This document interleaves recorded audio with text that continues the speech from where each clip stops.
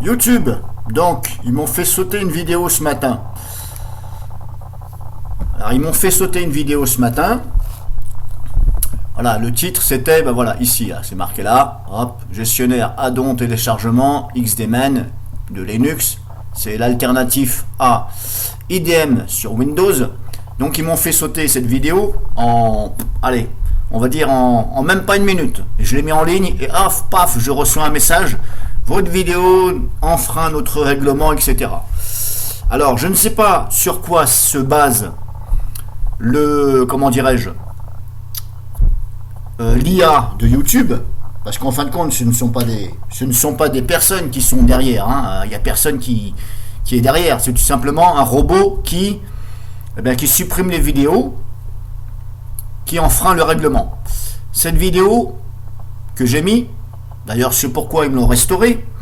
Cette vidéo ne comportait aucunement un enfreint au règlement. Je faisais tout simplement une vidéo de test sur les plugins de téléchargement. C'est-à-dire, ce sont des plugins que vous ajoutez au navigateur internet qui permet de télécharger plus vite. Ce n'est pas, bien entendu, vous pouvez très bien aussi télécharger des cracks avec, mais ça n'a rien à voir. Donc, c'était pas une vidéo concernant télécharger des cracks, je faisais une vidéo donc contre le plugin XDMan Linux et IDM sur Windows. Alors, je comparais si les deux se valaient au niveau du débit. Et apparemment, ça se vaut. Alors au début, je croyais que XDMan c'était de la flûte, parce que en fin de compte, le débit par rapport au site là où j'ai téléchargé, le débit sur XDMan au début que j'ai testé au début, le débit était que de 2 MO50 à peu près par seconde. Donc je me suis dit quand même c'est bizarre.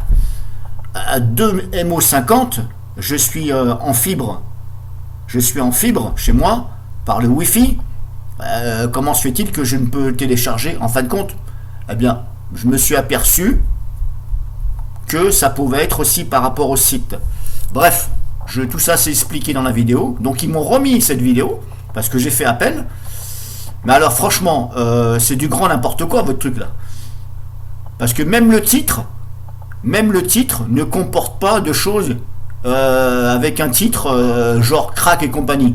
Parce que quand je vois sur YouTube le nombre de vidéos qu'il y a, télécharger des cracks, etc., machin, crack ici, crack cela, c'est par-ci, c'est par-là, tu le trouves ici, tu le trouveras là-bas. Et quand je vois que ces vidéos sont là, j'en ai signalé certaines, parce que je me suis dit quand même, il y a un peu d'abus. Parce que des fois dans le lien, eh bien, c'est tout simplement un lien pour télécharger des cracks, mais c'est tout simplement un malware, le lien. Donc j'ai tout ça. Eh bien des fois, ils me disent, bah non, elle enfreint pas le règlement. Alors je dis, je leur ai expliqué, mais alors comment ça se fait, moi, mes vidéos qui n'enfreignent pas le règlement, vous me les supprimez des fois, et les vidéos de machin, ils n'ont pas répondu. Bah oui. Donc là, ils me l'ont remis. Bon, merci quand même YouTube, parce que franchement, c'était du n'importe quoi. Donc ils me l'ont remis. Bon, tant mieux. Que dire de plus? Je voulais dire quelque chose, je me rappelle plus du coup. Ça y est, je me rappelle plus. J'ai un trou de mémoire. J'étais parti pour faire autre chose, mais... Oui, voilà, j'étais parti pour... Voilà, c'est ça, je me rappelle. Alors, je me suis dit...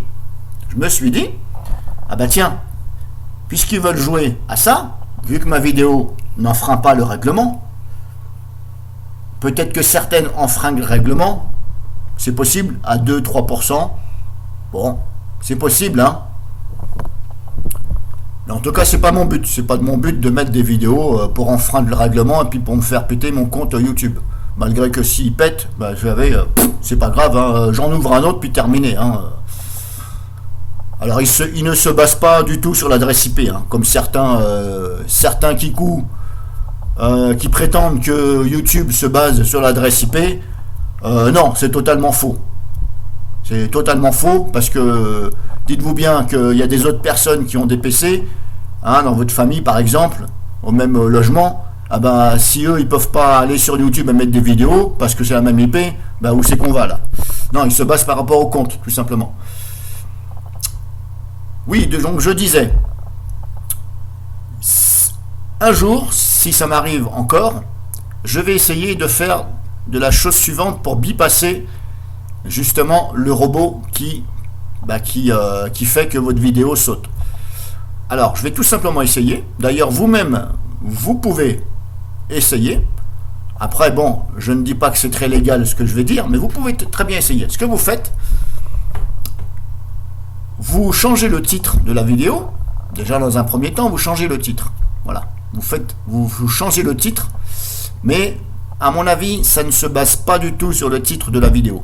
Ça se base par rapport on va dire, aux métadonnées de la vidéo. C'est-à-dire la vidéo. En fin de compte, une vidéo, c'est quoi? Ce sont des codes. Des codes qui génèrent du son et des images. Donc c'est là que se base. Parce que moi, si vous voulez, j'ai essayé de la remettre en ligne, cette vidéo-là. Juste après, 10 minutes après, je me suis dit, bah tiens, je vais la remettre en ligne, mais sur un autre compte, sur mon autre compte. Eh bien, j'ai même pas eu le temps. Elle était en train de se mettre en ligne, et hop, tout de suite, vidéo impossible à mettre en ligne, etc. Donc ça veut dire que ça se base sur les métadonnées, les codes de la vidéo. Moi, c'est ce que je pense. Parce que justement, j'ai changé le titre. Ah oui, je me suis dit, tiens, je vais changer le titre et je vais essayer. Eh bien, ça n'a pas fonctionné. Donc pour moi, ça se base par rapport aux métadonnées. Donc ce que vous pouvez essayer de faire, c'est tout simplement de modifier cette vidéo. Donc vous la remettez par exemple dans un logiciel de traitement de vidéo, pour traiter une vidéo. Et puis vous lui faites par exemple une ou deux petites coupures, où vous mettez une ou deux transitions, même 3 ou plusieurs si vous voulez, à quelques endroits. Et en fin de compte, il faut la modifier, il faut modifier les métadonnées. Alors vous pouvez très bien essayer de faire ça, et vous ne changez pas le titre. Et peut-être que ça va passer. Mais peut-être que quelques jours après, cette vidéo va sauter. Mais ça, c'est pas sûr. En tout cas, si elle saute, si vous voulez, dans la journée, on va dire ça comme ça. Donc si elle saute dans la journée, je disais, malgré que vous ayez mis des transitions, vous l'avez modifié, pour pas que le robot il repère que c'est celle-ci. Si vous voyez que ça saute dans la journée, eh bien ce que vous pouvez faire, tout simplement, vous essayez tout simplement de lire votre vidéo avec un lecteur vidéo sur votre distribution. Voilà, vous ouvrez, bon là je suis sur Linux, vous ouvrez un lecteur vidéo, tout simplement, et vous faites donc vous l'ouvrez, donc la fenêtre va se mettre ici, par exemple, allez je vais prendre ça, j'avais dit VLC, donc vous faites comme si vous lisiez la vidéo, vous la mettez assez grande, la fenêtre, ici, hop, vous faites ça, ah bordel, ah ça c'est chiant à chaque fois là, c'est un peu chiant parce que c'est vachement sensible le truc là, pour étirer la fenêtre comme ça, c'est vachement sensible. Donc vous la mettez en grand, en assez grand, voire en full écran, vous la mettez en grand, comme ça, vous mettez en route votre enregistreur d'écran. Par exemple, si vous êtes sur Linux, vous prenez soit OBS ou VocoScreen, par exemple. Moi, j'utilise VocoScreen. Donc, vous faites ça, vous mettez en route la vidéo et vous laissez. De cette façon-là, elle sera totalement modifiée de ces métadonnées, puisque là, l'enregistrement sera par rapport à une capture d'écran. Et vous essayez de mettre. Alors peut-être que ça va marcher. Alors justement, c'est ce que j'allais faire. J'allais le faire justement, mais comme je viens de recevoir le message comme quoi que la vidéo était bonne, bien sur le coup, je ne vais pas pouvoir le faire. Mais en tout cas, je vous promets qu'une seconde fois, si jamais j'ai le cas, eh bien je vais essayer. Je vais essayer plusieurs méthodes.